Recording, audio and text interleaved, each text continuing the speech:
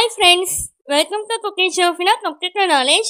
இந்த வீடியோல நம்ம என்ன பார்க்க போறோம்னா மைக்ரோசாஃப்ட் எக்ஸல்ல Alt F1 ஷார்ட்கட் கீயோட யூசேஜ் தான் நம்ம பார்க்க போறோம். இதுக்கு ஃபர்ஸ்ட் பாத்தீங்கன்னா ஒரு மார்க் ஷீட் வந்து கிரியேட் பண்ணிருக்கோம்.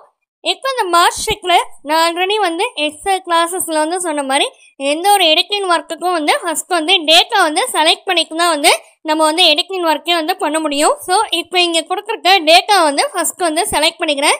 Ctrl A வந்து கொடுத்தீங்கன்னா அங்கே ஃபுல்லாக வந்து டேட்டாஸ் ஃபுல்லாக வந்து செலக்ட் ஆகிடும். இப்போ இந்த செலக்ட் பண்ணிட்டு கீபோர்டில் Alt F1 இந்த ரெண்டு பக்கத்தையும் வந்து சேம் டைம் கிளிக் பண்ணிக்கோங்க. அதாவது Alt F1 ஓட யூசேஜ் என்னன்னு பார்த்தீங்கன்னா டிஃபால்ட்டாக நம்ம செட் பண்ணி வச்சுக்க சார்ட் வந்து டிஸ்பிளே ஆகும்.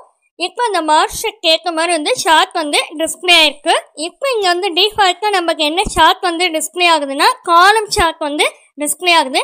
எனக்கு இந்த சார்ட் வேணாம், வேற வந்து நம்ம வந்து டிஃபால்ட்டாக வந்து செட் பண்ணி வச்சுக்கணும் அப்படின்னு நினைச்சீங்கன்னா மேலே இன்சர்ட் டேப் இருக்குல்ல அதை வந்து கிளிக் பண்ணிக்கோங்க. அந்த சார்ட்டுக்குன்னு அங்கே வந்து குரூப் இருக்குல்ல அந்த சார்ட்லேயே வந்து கீழே இருக்கிற அந்த ஆரோ மார்க் வந்து கிளிக் பண்ணிக்கோங்க.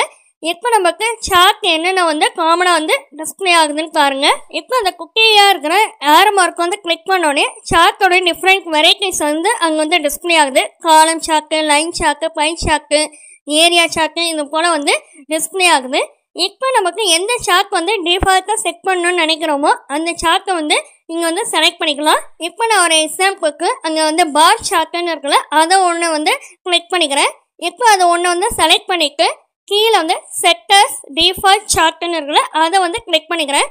இப்போ இதை கிளிக் பண்ணிட்டு கீழே ஓகேன்னு ஆப்ஷன் இருக்குல்ல அதை வந்து கிளிக் பண்ணிக்கோங்க. இப்போ நம்ம வந்து டிஃபால்ட்டாக என்ன சார்ட் வந்து செலக்ட் பண்ணமோ அந்த சார்ட் வந்து இங்கே வந்து டிஸ்பிளே ஆகும்.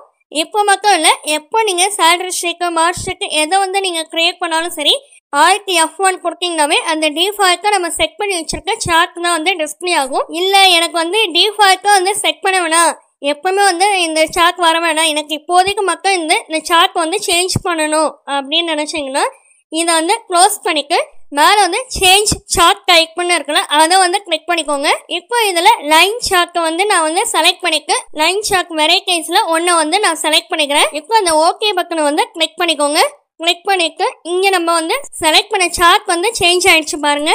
ஓகே ஃப்ரெண்ட்ஸ், Alt F1 உடைய யூசேஜ் என்னன்னு பார்த்தீங்கன்னா டிஃபால்ட்டாக இருக்கிற சார்ட் வந்து கிரியேட் பண்ணுறதுக்காக தான் Alt F1 வந்து யூஸ் பண்ணுறோம்.